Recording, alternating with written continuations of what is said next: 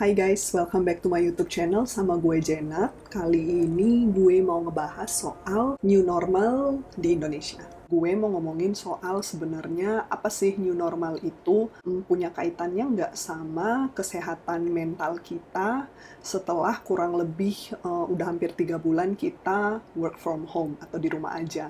Jadi buat kalian yang tertarik dan pengen tahu lebih banyak, just keep watching dan jangan lupa subscribe.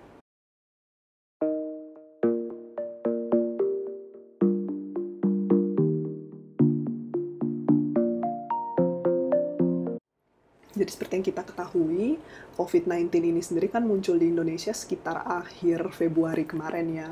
Dan itu awalnya kita semua kayak masih denial, masih ngentengin kondisi si virus ini. Sampai saat ini akhirnya kita semua udah kurang lebih 3 bulan tetap aja di rumah, nggak bisa ngapa-ngapain, sekolah, wisuda, dan segala macam dramanya itu. Dan akhirnya sekarang bener-bener kayak semua kegiatan kita terbatas banget kan. Sebentar lagi kita akan mulai memasuki fase pelonggaran PSBB. Udah mulai kan. Terus sekarang pun media banyak nih mulai ngebahas soal new normal, Jakarta new normal, the world is facing the new normal. Pokoknya kayak new normal nih sering banget, udah terlalu sering kita dengar belakangan ini dan digaungkan oleh media atau siapapun itu. Nah, sebenarnya kalian sendiri ngerti nggak sih apa itu new normal?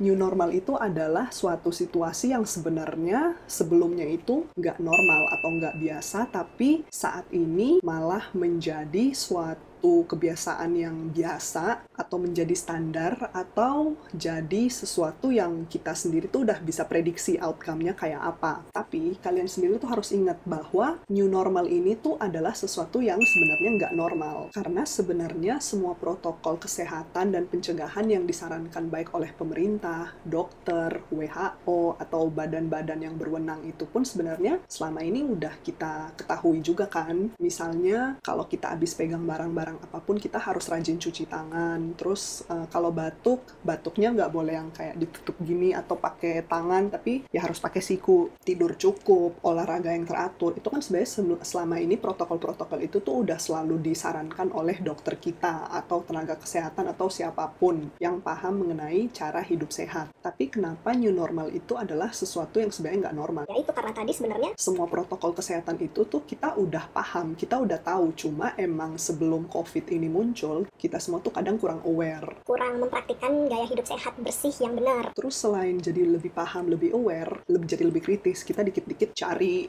info.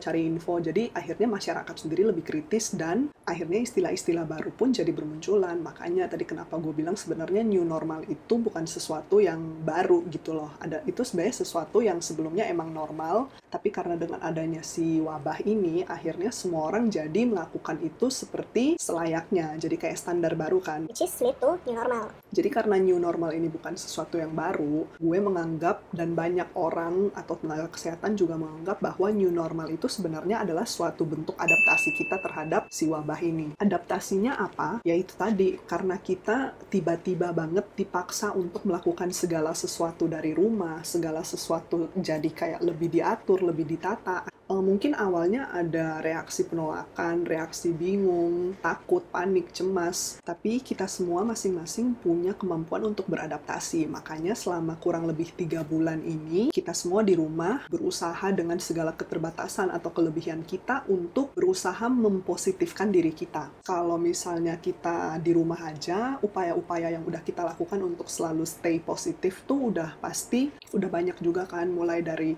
berbanyak baca, terus kalau misalnya merasa panik atau cemas berlebih, udah lebih yang kayak lebih terbuka untuk membahas tentang isu itu. In general, mereka lebih aware aja sama kesehatan kondisi mereka di saat-saat seperti ini. Dan akhirnya fasilitas kesehatan pun bisa terpakai secara maksimal, mulai dari telemedicine, konsultasi online, atau apapun itu, jadi benar-benar lebih maksimal karena semua orang seakan-akan berlomba-lomba untuk menjadi lebih sehat. Nah, karena kita semua udah beradaptasi beradaptasi dengan kondisi itu, akhirnya beberapa saat yang lalu kan pemerintah udah merencanakan untuk melakukan pelonggaran PSBB. Nah, mungkin dengan diadakannya si pelonggaran PSBB ini, makanya orang-orang jadi nyebut, wah kita akan mulai beraktivitas kembali dalam dunia yang baru, which is sebenarnya gue yakin gak yakin sih siap apa enggak. Nah, tapi yang pasti itu, yang gue yakin dan gue percaya bahwa pelonggaran PSBB ini tuh adalah bukan suatu kondisi yang membuat kita harus stop being hygiene atau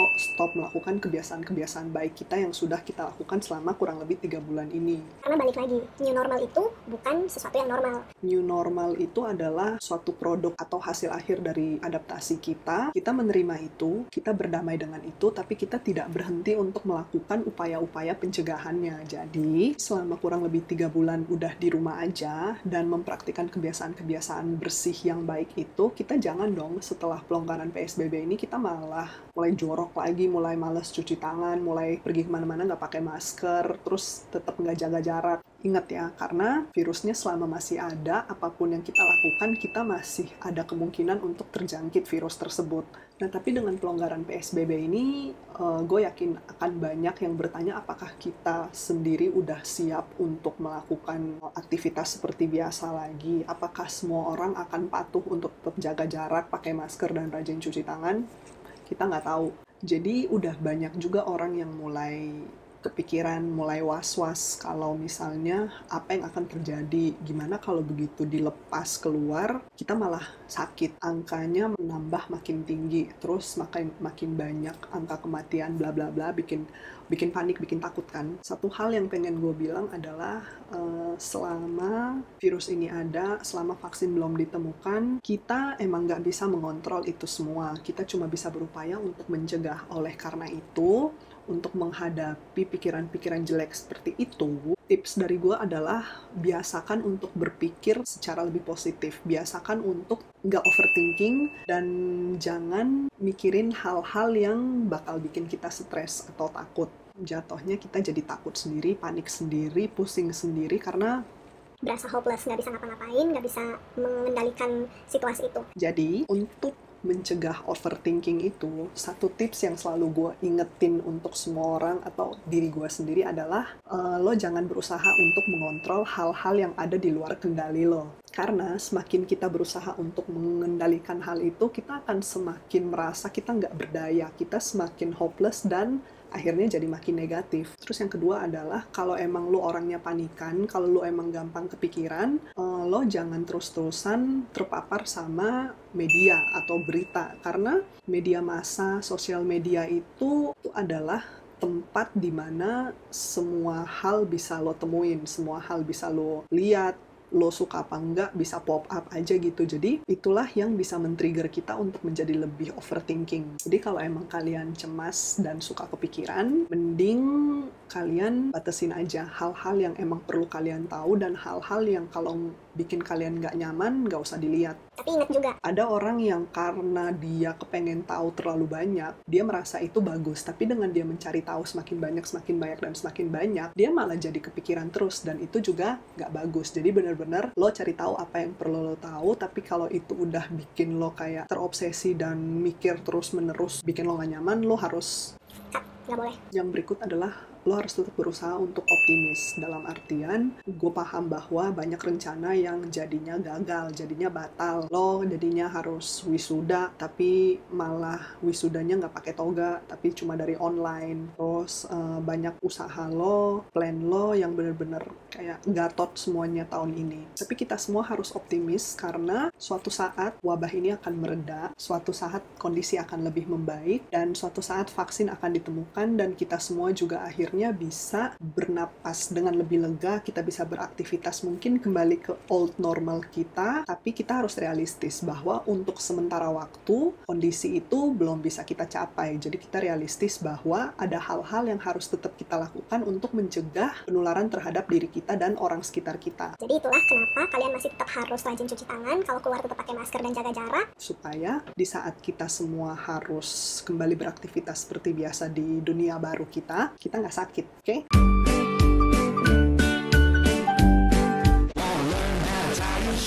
Dan ini adalah beberapa hal penting yang kemarin gue dapat dari seminar pada saat mau memasuki fase new normal ini. Yaitu kita semua harus mulai mendefinisikan ulang apa itu kesuksesan dan produktivitas kita sendiri. Karena di saat seperti ini, sukses dan produktivitas itu jadi bergeser banget artinya. Dulu mungkin kita pengen sukses itu kalau dalam waktu 1 tahun kita udah bisa trip atau travel ke beberapa kota, beberapa negara. Bla bla bla bla. Untuk bisa dibilang kayak lo punya achievement. Dalam hal ini mungkin traveling. Tapi kan ini semua ketutup karena wabah. Mungkin dulu kita berpikir bahwa produktivitas itu adalah ketika kita bangun pagi, sampai ke kantor tepat waktu, terus pulang dari kantor kita nge-gym, terus pulang nge-gym kita masih bisa hangout sama teman-teman, terus pulang istirahat yang cukup. Mungkin itu dulu adalah arti dari produktivitas kita, tapi di saat seperti ini semuanya bergeser. Terus dulu mungkin kita juga berpikir bahwa suatu pekerjaan itu adalah standar kesuksesan, tapi dengan adanya wabah ini kita jadi ngelihat bahwa ada profesi tertentu yang ternyata di saat seperti ini bukan esensial, nggak utama. Jadi dengan adanya wabah ini kita udah mulai harus mendefinisikan ulang apa itu sukses dan apa itu produktivitas. Kita nggak boleh membandingkan kesuksesan kita atau produktivitas kita sama orang lain. Jadi gue berharap dengan banyaknya waktu kita, udah kurang lebih 3 bulan dan kedepannya masih akan banyak waktu yang kita luangkan untuk diri kita sendiri, kita semua sebaiknya mulai mendefinisikan ulang apa arti kesuksesan buat diri kita sendiri, mulai evaluasi kembali goal-goal kita sebelumnya, supaya setelah wabah ini selesai, hopefully kita semua bakal punya suatu vision yang jauh lebih baik dari sebelumnya. Itulah kenapa sebenarnya wabah ini cukup memberikan waktu untuk kita mikir-mikir tentang masa depan kita. Dan yang berikutnya adalah kita semua jangan gegabah. Kita sebagai anak muda tuh kadang terlalu banyak pikiran, terlalu banyak ide, sampai kita kayak, oh ini udah pelonggaran PSBB, kita udah bisa gini, udah terlalu banyak plan yang kita rencanakan untuk dieksekusi. Tapi, lagi-lagi ini hal yang gue pelajarin dari seminar kemarin, bahwa kita sebagai generasi muda, kita harus jangan gegabah, kita harus lebih sadar, kita wait and see, kapan amannya untuk bertindak, kapan enggak. Karena kalau kita terlalu gegabah pun nantinya malah kita bisa jatuh sakit, atau pada saat kita udah plan malah nanti gagal lagi karena ada perubahan kondisi yang nggak sesuai dengan ekspektasi kita. Karena balik lagi, kondisi saat ini belum 100% aman, belum 100% pulih, jadi masih selalu akan ada kemungkinan-kemungkinan yang menggagalkan rencana-rencana kita berikut. Jadi ada baiknya kita rencanakan itu hal-hal yang kecil dulu tapi mampu laksana. Dan yang terakhir adalah appreciate little things in your life. Kita semua harus bisa melihat baik dan buruk dari semua hal yang udah terjadi dalam 3 bulan terakhir ini, baik yang buruk atau yang bagus. Semua pasti ada pelajarannya. Jadi even kalian dalam situasi yang sangat terbatas pun, pasti kalian bisa renungin dan temukan hal-hal positif yang baik yang terjadi dalam hidup kalian. Kalian bisa bersyukur bahwa sampai hari ini kalian masih sehat, kalian nggak perlu dirawat lama kayak teman-teman kita yang kurang beruntung. Kalian juga harus bersyukur buat kalian-kalian yang punya kesempatan untuk work from home, karena nggak semua orang bisa bekerja dari rumah, atau bahkan nggak semua orang punya rumah. Jadi benar-benar say thanks to what you have. Even hal-hal yang buruk terjadi pada kalian pun pasti ada sisi positifnya. Jadi untuk membuat kalian jauh lebih tenang, jangan lupa untuk show gratitude. Okay? Ya, sekian dari gue tentang new normal. Semoga kalian punya insight baru setelah nonton video ini, dan kalau ada dari kalian yang punya pendapat lain, masukan atau apapun itu, kalian bisa share di komen di bawah, atau kalian DM gue di Instagram gue @janetsupit.md. Dan jangan lupa subscribe channel gue. Okay? Bye-bye.